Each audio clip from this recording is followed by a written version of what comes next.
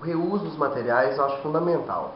Hoje nós temos trabalhado muito a questão da madeira certificada e também, quando a gente não consegue, para poder a gente evitar esse uso, a gente aproveita as madeiras, por exemplo. A gente utilizou um assoalho de demolição de uma casa antiga e reutilizamos como formas das edificações para poder fazer o concreto, né, armado, as vigas, os pilares. E aquelas que estavam mais conservadas, nós utilizamos por um painel de madeira dentro da casa, refizemos um assoalho da área íntima. E a gente também pode utilizar, por exemplo, algumas questões que são feitas de demolição ou durante o processo mesmo da obra, que existe aqueles resíduos, que existe alguma coisa que não é aproveitada. Hoje nós estamos utilizando para poder fazer pavimentação, preenchimento de concreto, estamos utilizando junto da massa de concreto para poder dar liga. Então existem outros materiais dentro da própria obra que a gente pode estar reutilizando. Entre outros, por exemplo, garrafa PET hoje se utiliza para liga em massa de concreto. A gente pode utilizar outros materiais que venham de outras edificações ou de qualquer outro resíduo e entulho para dentro da obra.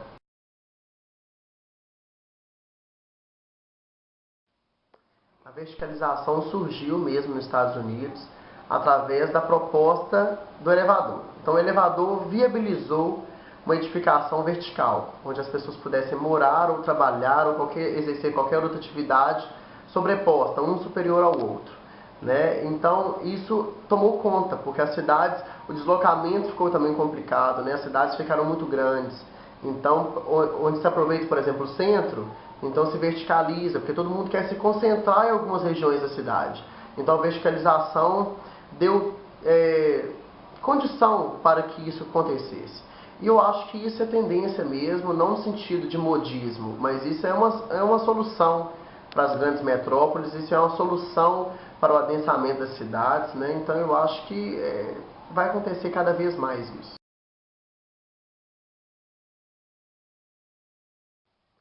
Nós ainda temos em Governador Valadares uma valorização muito do centro para uma questão comercial, né, e de serviços, né, prestação de serviço. Em Governador Valadares ainda nós temos algumas praças, algumas questões assim que ainda dá um ar, uma respiração para esse setor urbano, né?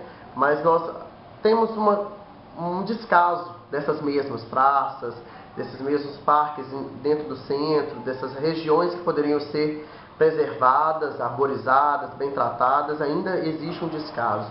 Percebemos que isso acontece em grandes cidades, por exemplo, São Paulo, o próprio Rio de Janeiro. Existe um descaso do centro. Foi realmente entulhado com serviços, comércio, outdoors, questões comerciais e financeiras, mas então perdeu-se um cuidado especial para essas regiões. Então, os bairros estão ficando cada vez mais valorizados, assim como acontece nas metrópoles, né? Em Belo Horizonte, por exemplo, o centro é desvalorizado em relação a qualquer outro bairro ali da região, porque foi feita uma descentralização também. Então, existe um centro para dentro de cada bairro desse. Então, hoje os bairros, como acontece em Valadares, o Vila Isa e o São Raimundo, aquela região, existe todos os bancos, todas as agências bancárias estão lá. Tem setor de comércio, tem supermercado, tem serviços, tudo acontece nesse bairro que é um pouco mais distante. É uma tendência de acontecer quando a cidade vai aumentando, então existe uma descentralização. Então eu acho que poderia aproveitar essa descentralização para onde que existe o centro hoje, ser mais bem tratado, mais bem urbanizado, em questão de trânsito também, para que isso seja melhorado, né, para que a gente tenha maior qualidade de vida dentro da cidade.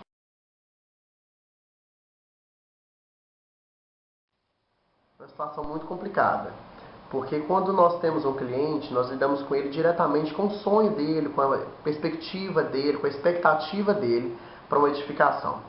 Então, às vezes, quando ele traz uma casa, por exemplo, do sul do Brasil, ou então lá do norte, do nordeste, e quer aplicá-la em Valadares, nós queremos sempre orientá-lo que isso talvez não seja tão possível, porque cada região, principalmente no Brasil, que é um país continental, nós temos diversidade, né, de clima, também de questão da umidade do ar. Então isso tem que ser trabalhado regionalmente, talvez dizer localmente mesmo. Dentro de Governador Valadares, um exemplo, nós temos a ilha, que tem um microclima muito diferente do centro, que é muito diferente do Belvedere. Então nós não podemos aplicar uma casa, por exemplo, que está no Belvedere e colocá-lo lá na ilha. A ilha tem outras umidades, a ilha tem outra questão do microclima, existe dentro da ilha, por exemplo, a questão de a umidade mesmo do bairro, que traz ali algumas outras patologias na edificação. Estoura as paredes, existem outras patologias que, por exemplo, a Belvedere não acontece. Brasília existe um clima quente, mas ele é seco. Então ele pode ser utilizado ali madeiras, etc. Coisa que Valadares é um pouco mais complicado, porque o clima também é quente, porém é úmido.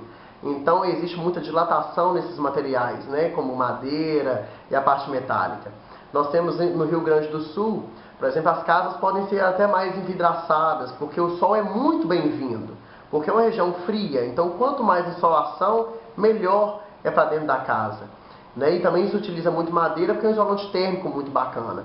Mas agora em Governador Valadares, o sol, claro, ele é bem-vindo, mas com parcimônia, porque senão a casa vai ficar extremamente quente, e aí nós vamos ter que utilizar mais energia, etc. Outras coisas que acarretam esse tipo de incidência solar. Então a gente tem que pensar com equilíbrio, né? Nós temos que fazer um projeto pontual, desde a localidade, desde os quesitos sociais a ambientais.